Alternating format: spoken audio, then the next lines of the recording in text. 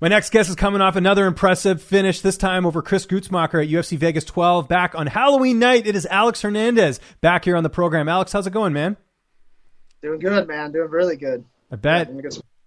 We were talking off air, and I saw your post-fight interview. Alex 2.0. Could that fight have gone any better, man? You looked outstanding.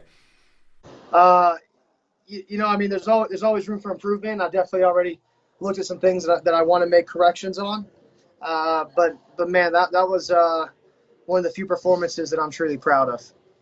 I'm really happy with the way that went, and it was very systematic and almost to a T of what we were working on. So, yeah, I'm proud of that. And the big change, obviously, heading into the fight was working at Factory X. I know, basically after your last fight, it was very shortly after that you went down and started training with Mark Montoya and the team over at Factory X. What would you say has been the biggest benefit training there that we got to see in the fight? Because you looked outstanding in that fight on the 31st.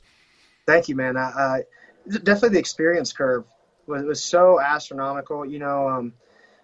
I've been working novicely with my original crew, and not that they weren't master class acts in their disciplines like my jiu-jitsu instructor, but certainly no experience or expertise in the MMA world at this, especially not this level, or even aspirations to really be MMA coaches. So I was really, the guy. I was, partly the MMA coach. I was a UFC fighter and gym owner and doing all these things. And it would become, cumbersome. And I was leading the parade too heavily at times. And so coming over here and having a system you can trust in, a coach you can, fully give yourself to and believe in, and then learning the platform to build on was everything, man. It was such a big deal.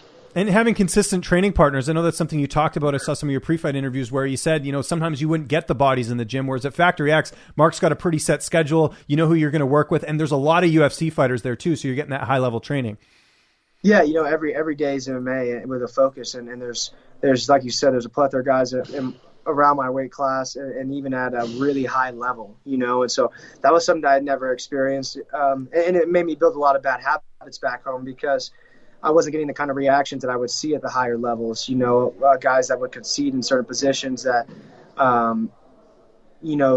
would create false responses from me, that wouldn't work out at the level we're at. So having this level, having that knowledge, and then being educated on how to be efficient was like the biggest thing in the world for me, was just efficiency, because, I'm always just so go mode and it's unsustainable. And so for me coming over here and Mark teaching me how to be efficient, wow, that's something I could replicate all the way to the top, whereas before I didn't know how I could make my style work all the way to the top if, once it got shut down, and so, just huge evolutions.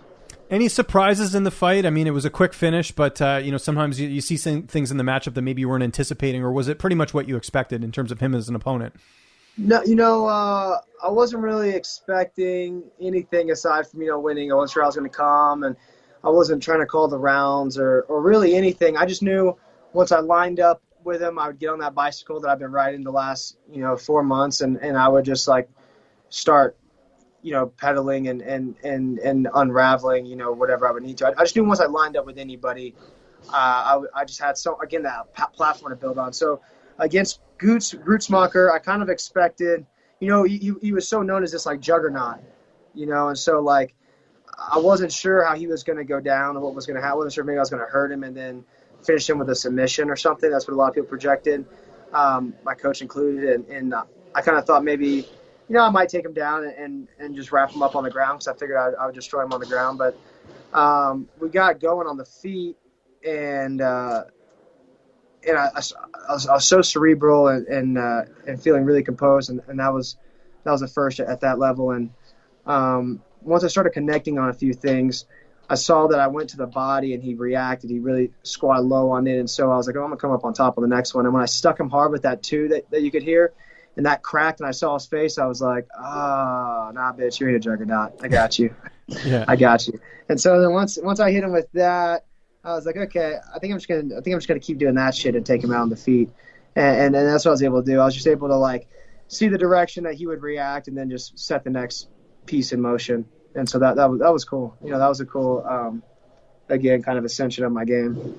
Did Dustin Jacoby winning earlier in the night, did that add a little bit more to your fight, just seeing him win? I don't know if, for certain teammates it's different, but yeah. Did it? It's kind of both. It's like, well, for one, I'm just like really happy to see him win, and that's like, hell yes, that's what we needed. And then part of it's like, okay, hell yeah, let's keep going. And the other part's like, oh shit, I don't want to be the one to choke it right. up. Yeah, exactly. Yeah. Like, I don't want to have not as cool of a performance as he just acts. He just looks so awesome, and he did an outstanding job. So it's a little bit of both, but regardless, I'm just happy for him, So I'm just obviously I just want to see my teammates crush it. So it was just good to see him and him do his thing, Looks like you had a good after party at your manager's house. Adrian Yanez won, Dustin won, obviously you won as well. Best dressed though, I got to give you credit for that. You look pretty good in that suit, man. Thank you. I was feeling it in the suit for sure. I appreciate that. Yeah, man, that was a good time, and it's a good last with the manager. Love making $50K with him on the bonuses. Yes. And, I've got my goon squad of degenerates that always come out to see me. Same best friends I've had since like middle school, and so we were way too debaucherous for that spot, so we had to leave and go find some shithole in Vegas to go get weird in, and that's what we did. So it was a pretty good night. It was a pretty fun night, and then went to Zion afterwards to get retuned, refined in nature, and back in the gym today. So good. That's awesome. Good stuff. Good stuff. Has you or your management spoken to the UFC? Obviously, they gave you the bonus, so they must have been pretty happy with everything. Yeah, we're working on trying to get on a December 19th card. Okay, that's what I'd really like to do. And then kind of stay pretty steady at that. Assuming I'm healthy right now, so I want to take complete advantage of it. I got some stitches in my pointer finger, maybe from a tooth at the end or something. But I feel like, we're taking a lot of time and patience when I got here to get the recipe right. And I think that we've got the recipe now. And of course, we want to keep improving on it and making it, better and better. But I want to keep this momentum rolling that we've got right now. So I would like to fight December 19th.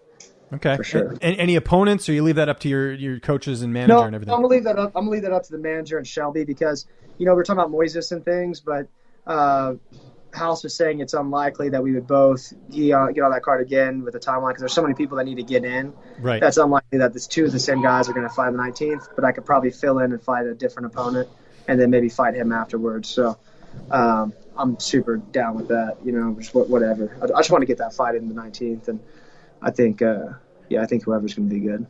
You're a businessman. This is something we've always talked about. So the $50K, I'm sure you're going to put it into different things. Not, you're not a guy who's going to splurge all the money, but what are you pretty much just going to give it away to my goddamn manager team and everybody else who gets a piece of it. So I'm going to do the government. Yeah. But the other 100 that we made, well, yeah, definitely go to good use. That's why I'm really excited to get. I feel like I'm making some good money now, and I want to get another one in before the end of the year and really close this year off correctly.